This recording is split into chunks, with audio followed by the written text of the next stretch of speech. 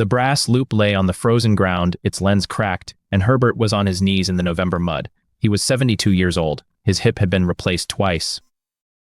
The cold bit through his corduroy trousers like teeth, and he could not stand up because the thing he had just discovered was so enormous that his legs had simply stopped working. The loupe had fallen from his hand when he saw it a flash of deep purple against the gray rot of the abandoned greenhouse, a flower that should not exist, a species that had been declared extinct in 1987 by the International Union for Conservation of Nature, Shortia galacifolia, the Oconee bells. Last verified specimen collected in 1976 by a graduate student who died 3 months later in a car accident on Interstate 85. Herbert pressed his palm flat against the wet earth and tried to breathe. His fingers were bleeding. He had cut them on a piece of broken glass from the greenhouse frame while forcing the door open, and the blood mixed with the dirt and the dead leaves and the small sharp stones that had been kicked up by the boots of the men who had locked them out of their home. But that was later. That was the Tuesday in November. That was the day the betrayal happened. Right now, Herbert was still on his knees, and the Oconee bells were blooming in the abandoned greenhouse at the edge of the state forest, and he did not know yet that this single flower would save their lives. Herbert had to get up. His hip would not cooperate. He pushed himself onto his side and rolled onto his back and lay there in the mud, staring up at the gray November sky through the shattered glass panels of the greenhouse roof, and he thought about how he had ended up here. They had lived in the house on Maple Street for 43 years. Herbert Webb, retired botanist, formerly of the Department of Plant Sciences at the State University. Miriam Webb, retired pediatric nurse, formerly of the Children's Ward at St. Joseph's Hospital. Married in June of 1978, which made it 46 years, 7 months, and 11 days on the morning that the sheriff's deputy knocked on their door. The house was a 2-story Victorian with a wraparound porch and a garden that Herbert had cultivated for 4 decades. He knew every square inch of that garden. He knew where the soil was alkaline and where it was acidic. He knew which roses would bloom in the shade of the old maple and which would die. He knew that the patch of ground beneath the kitchen window was where Miriam had planted peonies in 1985, and that those peonies had survived 3 droughts, 2 floods, and the winter of 1994 when the temperature dropped to 22 below and stayed there for a week. The garden was not just a garden. It was a living record of their marriage, a map of their life together, a thing that had grown alongside them and would have outlived them. The garden did not belong to them. The house did not belong to them. Nothing belonged to them anymore. The deputy's name was Roy Keller, and he was 33 years old, and he had never had to do anything like this before. He stood on the porch with his hat in his hands and his face the color of old milk, and he told Herbert and Miriam that they had 30 days to vacate the premises. On what authority? Herbert asked. He was wearing his gardening gloves. He had been pruning the roses when the deputy arrived, and he still held the pruning shears in his right hand, and he did not put them down. Reverse mortgage, Deputy Keller said. The bank foreclosed. It's all legal, Mr. Webb. I'm sorry. Miriam asked to see the papers. Deputy Keller did not have the papers. He said that the bank would send someone to explain everything, and then he put his hat back on his head and walked down the steps and got into his patrol car and drove away, and Herbert stood on the porch with the pruning shears in his hand and watched him go.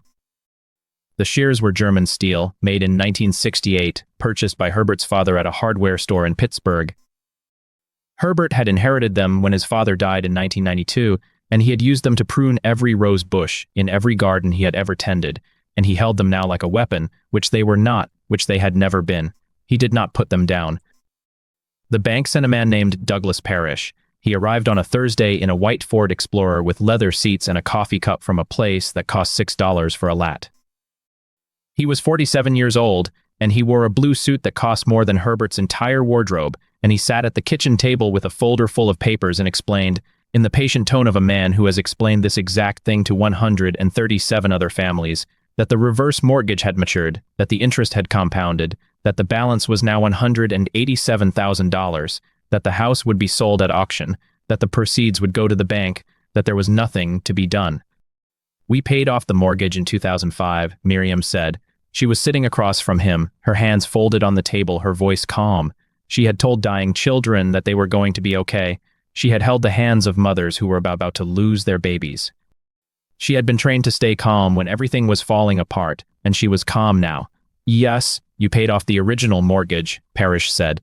In 2008, you took out a reverse mortgage. Do you remember that? Herbert remembered. He did not answer. The reverse mortgage had been Miriam's idea. Not because they needed the money, they did not need the money. They had savings, they had pensions, they had Medicare, they were fine. Their daughter, Elizabeth, had been diagnosed with multiple sclerosis in 2007, and the treatments were expensive, and the insurance company was fighting every claim, and Elizabeth was 32 years old, and she had 2 children and a husband who had just lost his job, and she was drowning. Herbert and Miriam had taken out a reverse mortgage, not for themselves, for Elizabeth, for the grandchildren, for the medical bills that kept coming and the insurance claims that kept getting denied and the crushing, endless, suffocating weight of a healthcare system that was designed to bankrupt anyone who got sick. Elizabeth had died in 2015. The MS had taken her slowly, piece by piece, until there was nothing left but a shell that breathed. The funeral cost $8,000. The reverse mortgage had been $142,000 by then, and it kept growing, and Herbert and Miriam kept paying the interest, and they kept telling themselves that they would figure it out, that they would sell the house and downsize, that everything would be fine. They did not sell the house. Because the house was where Elizabeth had grown up. The house was where the grandchildren came for Christmas. The house was where Herbert's garden was and Miriam's kitchen, and the rocking chair on the porch where they sat on summer evenings and watched the fireflies rise out of the grass like tiny, floating lanterns. They stayed, and the debt grew. Until it was $187,000, and the bank sent a man named Douglas Parrish, and the house on Maple Street was sold at auction for $212,000, which meant that after the debt was paid, Herbert and Miriam received exactly $25,000. $25,000 for 43 years. $25,000 for a garden that had taken 4 decades to grow. $25,000 for the room where Elizabeth had learned to walk, where she had practiced the piano, where she had cried when she got her first heartbreak, where she had died in a hospital bed that the insurance company had refused to pay for. October became November. The leaves fell. The temperature dropped. Herbert and Miriam packed their lives into boxes. The movers came on a Tuesday. They were 3 men in their 20s, and they worked quickly and carelessly, and they broke the corner off Miriam's grandmother's china cabinet, and they lost the lamp that had been in the front window since 1986, and they scratched the hardwood floors with the dolly, and Herbert stood in the middle of the living room and watched them do it, and he did not say a word. What was the point? The house was already gone. The garden was already gone. The furniture was just furniture, and the scratches were just scratches, and the lamp was just a lamp, and none of it mattered anymore. There were 2 things that Herbert did not let the movers touch. The first was his field botanist's Loupe, brass, manufactured in 1971 by a company in Switzerland that had gone out of business in 1989. The Loupe had belonged to his graduate advisor, Dr. Eleanor Vance, who had given it to him on the day he defended his dissertation. "You'll need this," she had said, and she had pressed it into his palm, and the brass had been warm from her hand, and he had carried it in his pocket every single day for the next 53 years. The second was Miriam's stethoscope, her first. A Littman Classic Chui, given to her by her mentor, Sister Margaret Mary, on the day Miriam graduated from nursing school. Sister Margaret Mary had been the head nurse of the pediatric ward at St. Joseph's for 38 years, and she had taken Miriam under her wing, and she had taught her how to hold a dying child's hand, how to tell a mother that her baby was not going to make it, how to stay calm when everything was falling apart. "This stethoscope has listened to 10,000 hearts," Sister Margaret Mary had said. "Now it will listen to 10,000 more." Miriam had kept the stethoscope in its original box, wrapped in tissue paper, for 50 years, because she had never needed to use it. Because the stethoscopes at the hospital were new and digital and more accurate. Because the Littman Classic T was a relic, a memory, a piece of her past that she was not ready to let go. On the Tuesday in November when the movers came, Miriam took the stethoscope out of its box and put it in her purse. She did not know why. She just did. The apartment was a 1-bedroom above a laundromat on the south side of town. The rent was $800 a month, which was more than they could afford, but it was the cheapest thing they could find, and they had $25,000 in the bank, and they needed somewhere to go. The apartment had thin walls and drafty windows and a radiator that clanked and hissed and never got truly warm. The kitchen was the size of a closet. The bedroom had a single window that looked out onto the parking lot of a tire shop. The bathroom had a shower with no pressure and a toilet that ran constantly, and Herbert spent 3 hours trying to fix it. and he could not, and he sat on the edge of the bathtub and stared at the wall and did not move for a long time. Miriam made tea, because that was what she did. She made tea and she brought it to Herbert, and she sat down next to him on the edge of the bathtub, and they drank their tea in silence, and the radiator clanked, and the toilet ran, and the wind rattled the window, and the apartment smelled like bleach and mildew and the faint, sour odor of the laundromat below. "We will figure this out," Miriam said. Herbert did not answer, because he did not believe her. The greenhouse was 2 miles from the apartment, at the edge of the Oakwood State Forest. Herbert had discovered it on a walk. He had been walking for 3 hours aimlessly because he could not sit still in the apartment, because the walls were too thin and the radiator was too loud and the smell of bleach was making him sick. He had walked past the tire shop and past the gas station and past the strip mall with the dollar store and the Mexican restaurant and the vape shop, and then he had crossed the highway and entered the state forest, and he had followed a trail that led deeper and deeper into the trees, and then he had seen it. The greenhouse was enormous. It was at least 200 feet long and 100 feet wide, and it had been built into the side of a hill, so that the south-facing wall was almost entirely glass. The glass was broken in 100 places. The frame was rusted. The doors hung at odd angles, and the interior was filled with dead plants and overturned pots and the skeletal remains of wooden shelves that had collapsed under the weight of years. The greenhouse was still standing. And there was a boiler room at the north end, and when Herbert forced open the door and looked inside, he saw that the boiler was older than him, probably, but it was intact, and the pipes were intact, and the fuel tank was half full. Herbert stood in the boiler room for a long time, staring at the boiler, and he did not know why his heart was beating so fast. Because he was a botanist. Because he had spent 50 years studying plants. Because he had been a professor and a researcher and a curator of the university's herbarium, and he had published 47 papers and 3 books, and he had been respected and admired and needed. And then he had retired, and he had become a man who pruned roses and paid bills and watched his wife grow older, and he had thought that this was enough, that this was all he needed. Standing in the boiler room of an abandoned greenhouse in the middle of a state forest, Herbert felt something that he had not felt in years: hope. He went back the next day with tools. He brought a wrench and a screwdriver and a flashlight and a pair of pliers, and he spent 4 hours in the boiler room, cleaning the rust off the pipes and tightening the connections and bleeding the air out of the system. The boiler was a 1958 Burnham, cast iron, built to last 100 years, and when Herbert finally turned the valve and heard the gas ignite and felt the first pulse of heat through the pipes, he sat down on the concrete floor and cried, because it was November. Because the apartment was cold. Because Miriam's hands were stiff in the mornings, and she was 70 years old, and the arthritis was getting worse, and she tried to hide it, but he could see her wincing when she picked up her teacup. Because they had $23,000 left in the bank, and the rent was $800 a month, and they needed food and medicine and heat, and the greenhouse had heat, and the greenhouse had soil, and the greenhouse had water from a well that still worked, and Herbert was a botanist, and he knew how to grow things. He told Miriam that night, and she listened, and she did not laugh at him, and she did not tell him he was crazy. "Instead," she said, "what do you need me to do?"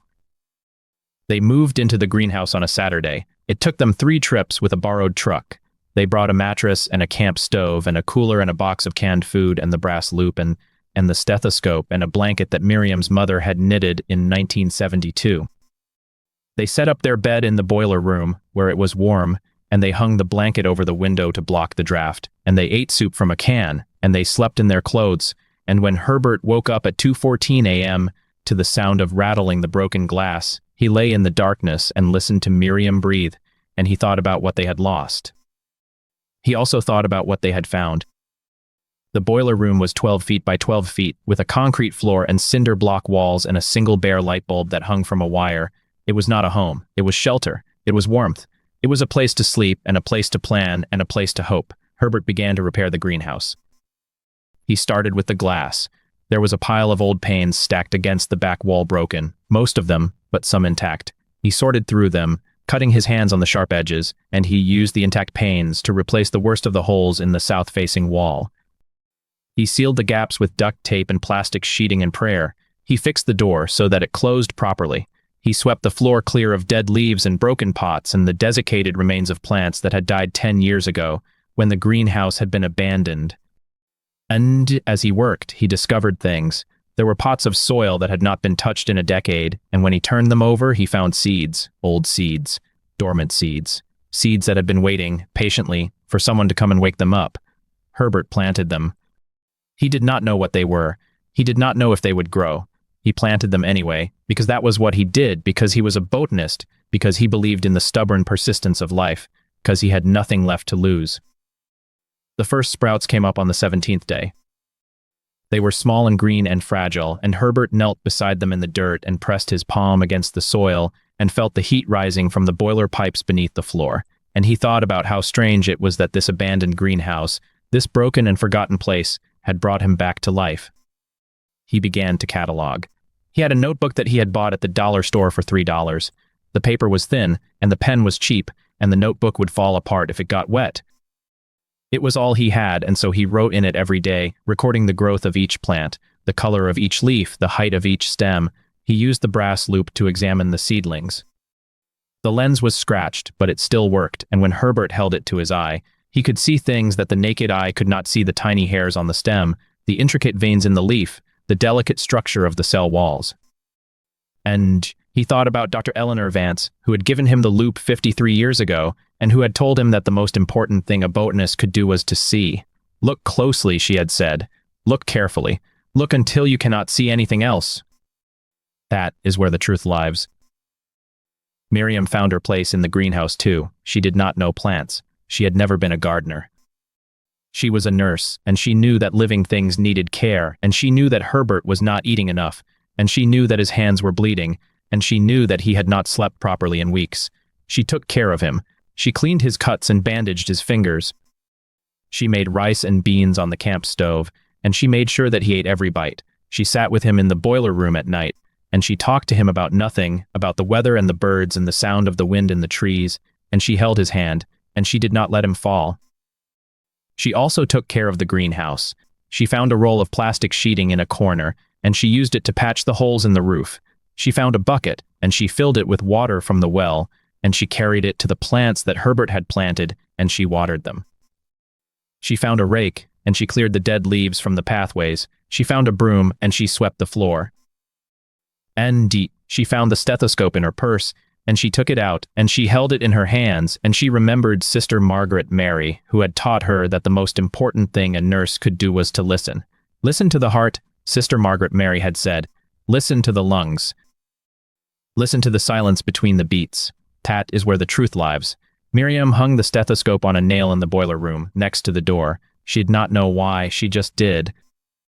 November became December.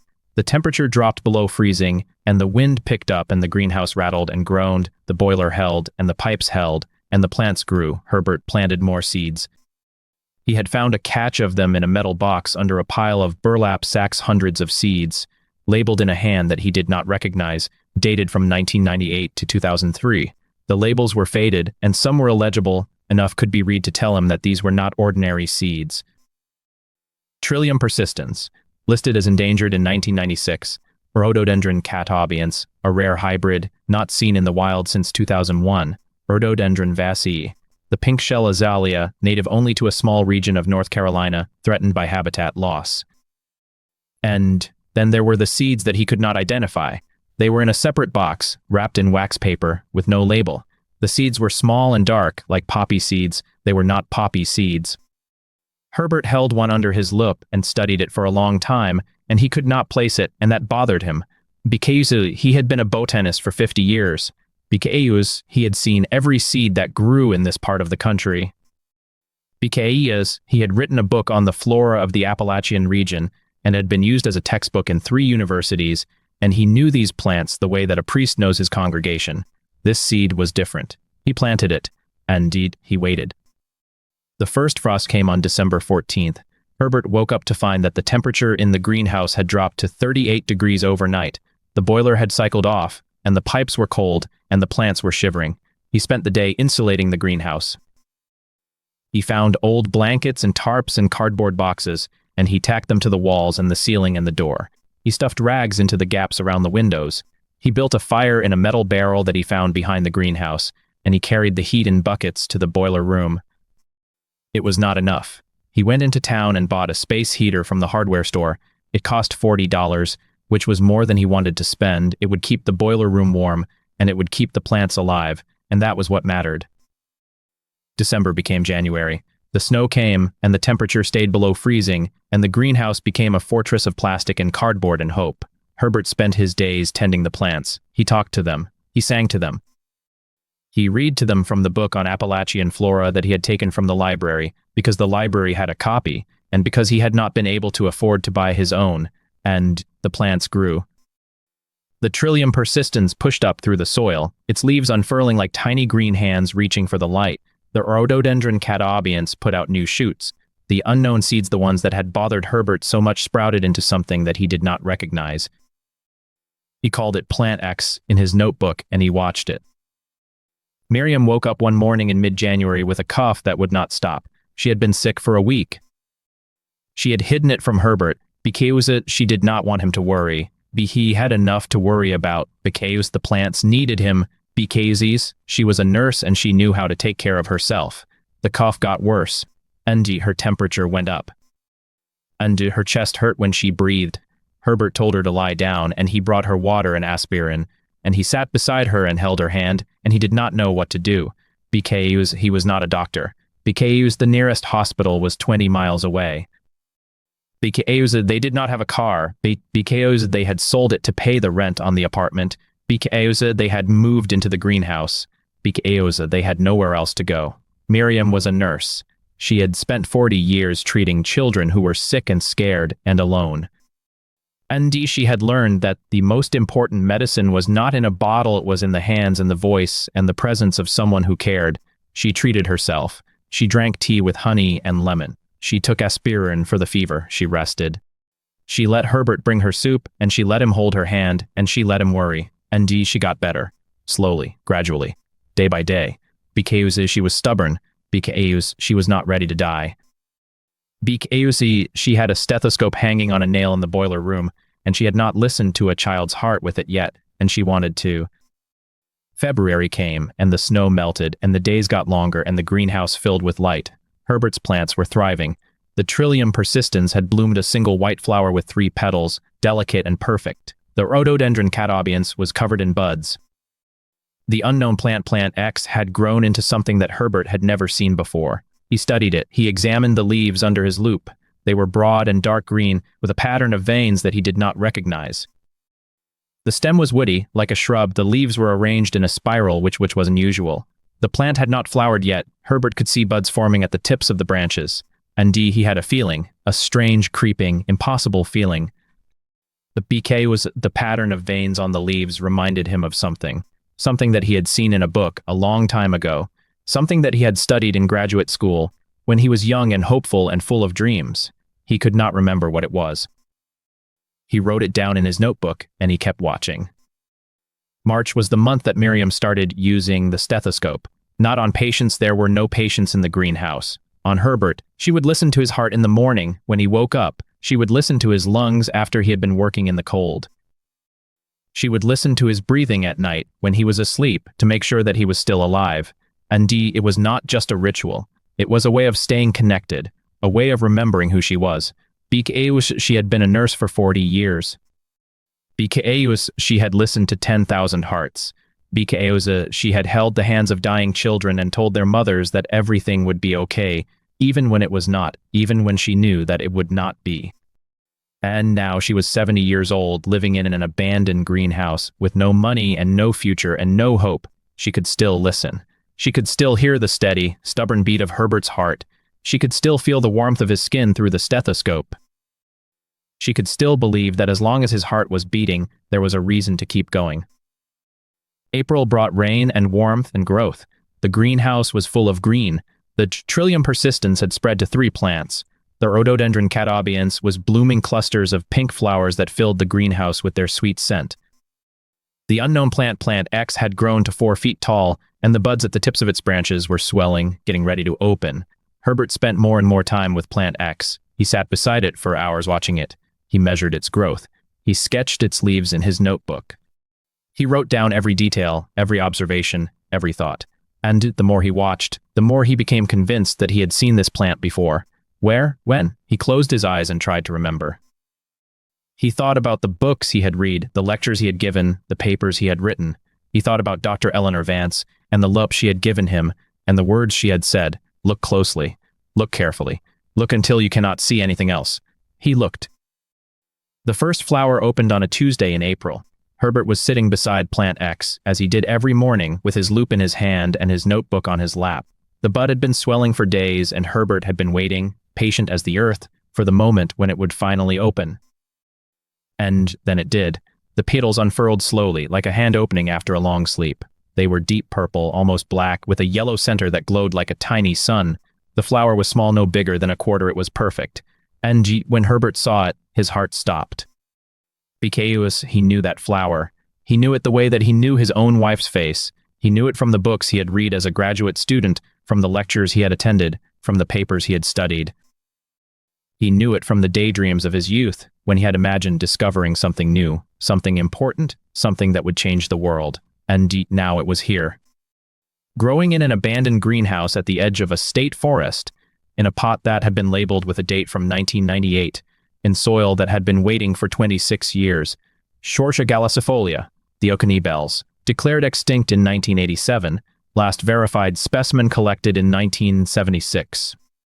A plant that had not been seen in the wild for 48 years, and it was blooming in front of him. Herbert dropped his loupe. It fell from his hand and hit the concrete floor, and the lens cracked, and he did not care. He fell to his knees in the dirt, and he pressed his hands against the pot, and he stared at the flower, and he could not breathe, because he had found it. He had found it. He, Herbert Webb, retired botanist, living in an abandoned greenhouse with his wife, and his cracked brass loupe and his broken heart. He had found it. He stayed there for a long time.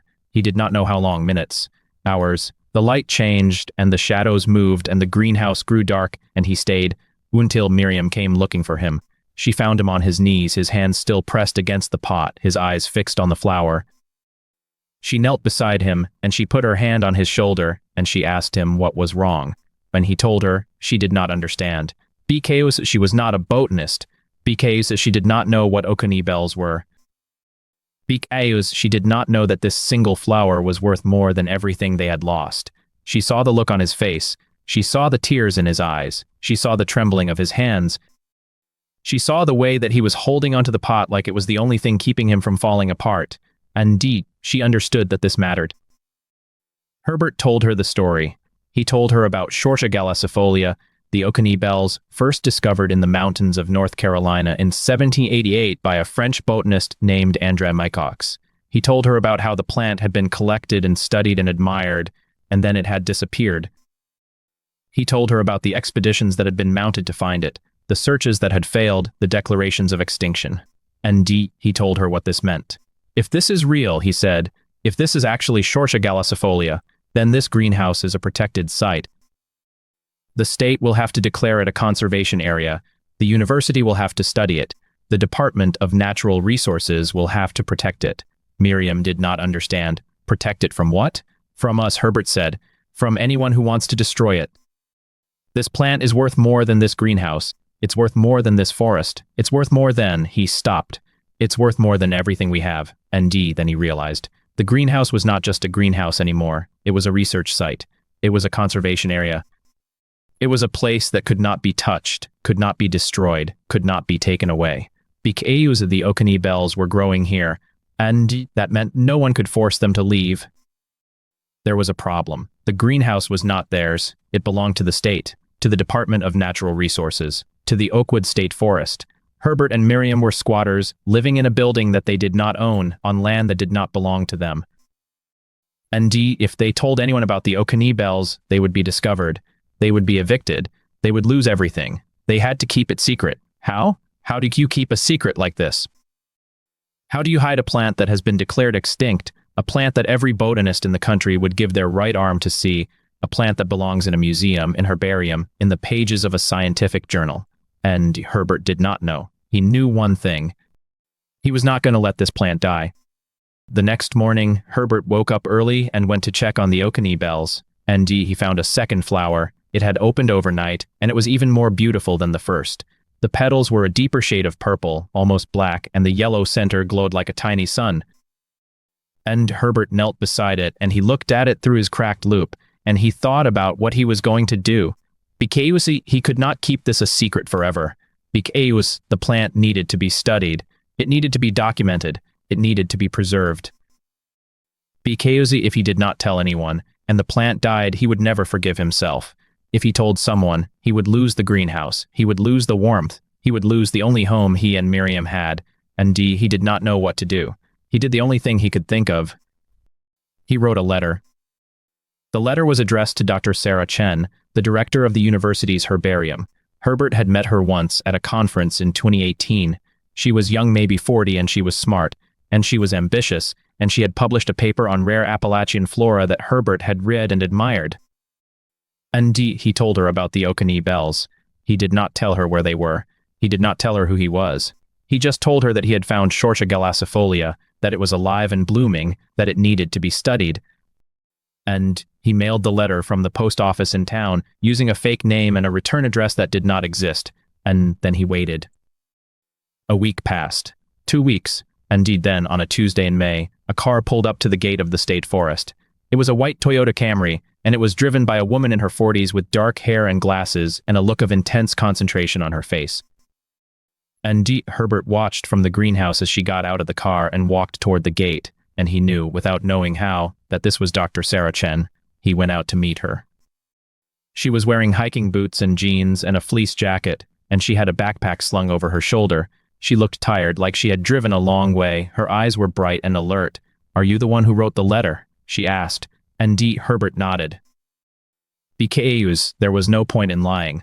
Because he had already decided, standing in the boiler room at 2:14 a.m., with Miriam asleep in her chair and the Oconee bells glowing under the grow lights, that he would do whatever it took to save this plant, even if it meant losing everything. "Show me," she said. He led her to the greenhouse. She did not speak when she saw the flowers. She knelt down, and she touched a petal with the tip of her finger, and she breathed out a sound that was almost a sob. "My God," she whispered. "My God." She stayed there for a long time, just looking. That night, they sat in the boiler room, and they talked. Dr. Chen told him that the Oconee bells had been declared extinct in 2012, after the last known population was wiped out by a landslide. She told him that there had been rumors, over the years, of sightings in the deep gorges of the Carolinas, but nothing ever confirmed. She told him that this was the botanical discovery of the century, and then she told him what he already knew. "You can't keep them here," she said. "This greenhouse is a secret, and secrets can't protect a plant. They need sunlight. They need soil. They need a place where they can grow and spread and be studied by people who know what they're doing." Herbert looked at his hands. They were old hands, spotted and thin, with knuckles that ached in the cold. "I know," he said. "We can move them," she said. "We have a facility, a conservation greenhouse off the grid in the mountains. It's secure. It's hidden. It's exactly what they need. And what about me?" She was quiet for a moment. "You knew the risks when you wrote that letter," she said. "The university can't be involved in a legal dispute over this land if the owner finds out. I know, but I can help you find somewhere else. A small apartment, maybe. Somewhere warm." And Herbert thought about the boiler room and the chair that Miriam slept in, and the way the light came through the grimy windows in the morning. And he thought about the Oconee bells and what it meant to have something precious to protect. "Okay," he said. The move took 3 days. Dr. Chen brought a team of 3 graduate students, all of whom signed non-disclosure agreements that would ruin their careers if they broke them. They worked at night in the dark, using headlamps and hand trowels. They dug up the Oconee bells, root ball by root ball, and wrapped them in damp newspaper and placed them in plastic bins. Herbert watched them work. He did not help. His hands were too shaky, his back too weak. But he stood in the corner of the greenhouse, holding Miriam's hand, and he watched the plants he had kept alive for 8.5 years disappear into the darkness. They took the last one on a Thursday night, and then the greenhouse was empty.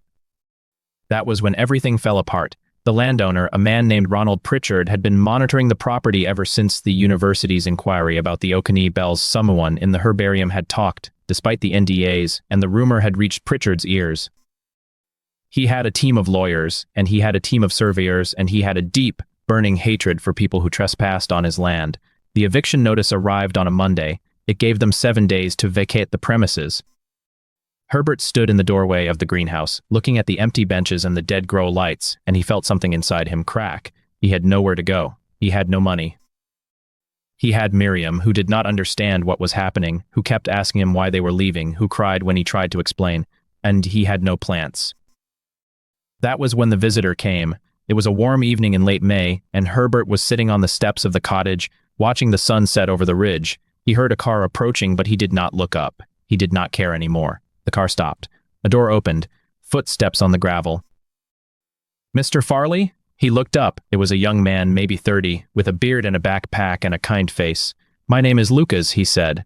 "I'm a graduate student at the university. Dr. Chen sent me." Herbert did not answer. "She wanted me to tell you something," Lucas said. "Something about the plants." And Herbert felt a flicker of hope, small and fragile, like a candle in a draft. "What about them?" "They're safe," Lucas said. "They're in the conservation greenhouse. They're doing well." "But that's not what she wanted me to tell you." He sat down on the steps beside Herbert. "She wanted me to tell you that the Oconee bells are going to be published in a peer-reviewed journal next month. The discovery is going to be announced to the world. And when it is, the university is going to credit you as the co-discoverer." Herbert stared at him. "What? You," Lucas said. "You found them. You kept them alive. You're the reason they exist. Dr. Chen made sure that your name is on the paper." And Herbert did not know what to say. Because he had never expected credit. He had never expected recognition. He had only wanted to save the plant, and now, for the first time in years, he felt like he mattered. But the eviction was still happening. The 7 days passed, and on the 8th day, a sheriff's deputy arrived with a court order. Herbert had packed what little he owned in 2 suitcases. Miriam sat in her chair, wrapped in her coat, staring at the wall. Indeed, they had nowhere to go. Because the university could not help them. The conservation greenhouse was hidden, off the grid, and the university could not be seen to be involved in a legal dispute over land that did not belong to them, and Herbert was too old and too tired to start over. That was when Act 6 began to unfold. 3 weeks later, the paper was published. Shortia galacifolia, a rediscovery in the southern Appalachians by Sarah Chen, Herbert Farley, and Lucas Martinez. Indeed, the botanical world exploded. News outlets picked up the story. The New York Times ran a feature. National Geographic did a photo spread. The university held a press conference, and Dr. Chen stood at the podium and talked about the miracle of the Oconee bells, and she mentioned Herbert Farley, a retired electrician and amateur botanist, who had kept the plant alive in a secret greenhouse for 8.5 years. And Ronald Pritchard saw the news, and he was furious. He had evicted Herbert, and now Herbert was famous, and now the world knew that the Oconee bells had been found on Pritchard's land, and Pritchard's lawyers called the university. And the university's lawyers called Dr. Chen, and Dr. Chen called Herbert. "Ronald Pritchard is suing the university," she said. "He says we stole the plants from his property. He wants them back." Herbert was sitting in a motel room, with Miriam asleep on the bed beside him. "Can he do that? He can try," she said. "But here's the thing. We documented everything. Every step. We have GPS coordinates, soil samples, photographs, chain of custody forms. We can prove that the plants were moved legally under the terms of the state's Endangered Species Act, which gives the university the authority to protect rare flora on private land if the landowner fails to do so." "What does that mean?" "It means he doesn't have a case," she said. "But he's going to try anyway, because he's angry, because he lost." The trial lasted 6 months. Herbert did not have to testify. He was too old, too frail, and the university's lawyers decided that his testimony would not help. But he sat in the back of the courtroom every day, holding Miriam's hand, and he watched Ronald Pritchard lose. Because Pritchard had made a mistake. When he evicted Herbert, he had not followed the proper procedures. He had not given Herbert written notice. He had not filed the proper paperwork. He had not given Herbert a chance to remove his property, including the greenhouse, before the sheriff's deputy arrived, and the judge ruled that Pritchard had violated Herbert's rights, and Pritchard was ordered to pay damages. The amount was small, $20,000, but it was enough. Herbert used the money to rent a small apartment in town with a heating system that worked and a window that faced south. He bought a new chair for Miriam, a comfortable one with padding and armrests. He bought a grow light. And he bought a cutting. Dr. Chen had sent it to him. A small Oconee bell in a pot wrapped in newspaper and bubble wrap. It was a gift, she said, for everything he had done. Herbert put the pot on the windowsill. The plant was small, Just a few leaves, a single bud, but it was alive, and that was enough. Act 7 began in winter. The apartment was small, but it was warm. Miriam sat in her chair by the window, watching the snow fall, and Herbert sat beside her, reading old botanical journals and drinking tea. And the Oconee bell grew. It put out a new leaf, then another. The bud swelled, and one morning in early February it opened. The flower was white, with petals so thin they were almost transparent. The yellow center glowed in the pale winter light. And dear Herbert looked at it, and he thought about the greenhouse and the boiler room, and the years he had spent keeping the plant alive in secret. And he thought about the letter he had written, and the daughter who had never come to visit, and the grandson he had never met. And he wondered if he had made the right choice. The text came on a Tuesday. It was from a number he did not recognize. He almost ignored it, but something made him open it. Herbert, it said, "This is Eleanor. I know I have no right to contact you. I just wanted you to know that I saw the news about the flowers. I'm proud of you. I'm sorry for everything. I don't expect you to forgive me. I just wanted you to know." And Herbert stared at the screen for a long time, and he did not reply, because he did not know what to say. Because the words were too small, and the hurt was too big, and he was too old to pretend that a text message could fix anything.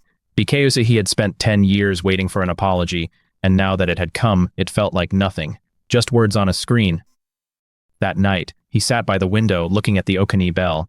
Miriam was asleep in her chair. The snow was falling. The world was quiet. And Herbert thought about the word forgiveness.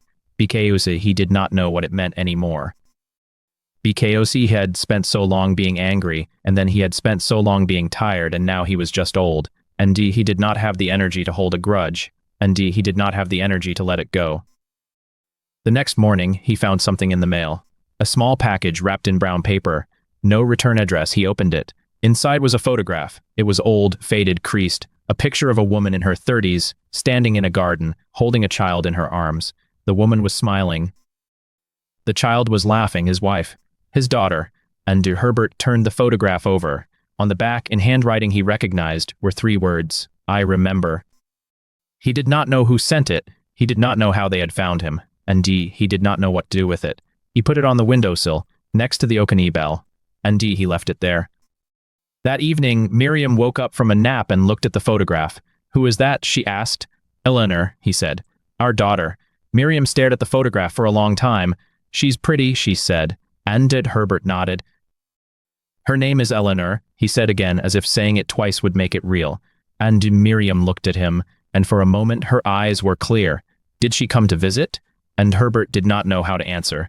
"Not yet," he said. And Miriam nodded, as if that made sense, and closed her eyes again. The apartment was quiet. The snow fell. The Oconee bell bloomed.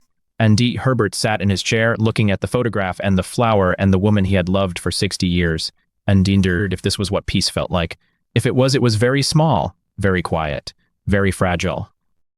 Indeed, he did not know if it would last, because he had learned in 82 years that nothing lasts.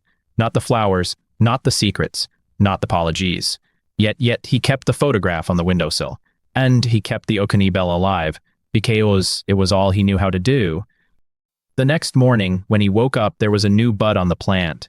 It was tiny, barely visible, a green promise at the end of a thin stem. And Herbert looked at it, and he thought about spring. And he thought about the greenhouse, and the land, and the things he had left behind. And he thought about the letter he had written, and the daughter who had not come, and the grandson he had never met.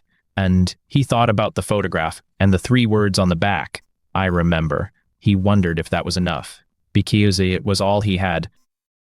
He got up slowly, his knees creaking, and he went to the kitchen to make tea. Miriam was still asleep. The snow was still falling. The Oconee bell was still blooming. And somewhere, in a house he had never seen, a woman was looking at an old photograph of a man holding a flower, and she was wondering if she had made the right choice. And somewhere, in a greenhouse he would never visit, a plant was growing, its roots deep in the soil, its leaves reaching for the light. And somewhere, in a story he would never finish, there was a bell, an Oconee bell, small and white and fragile, and it was ringing.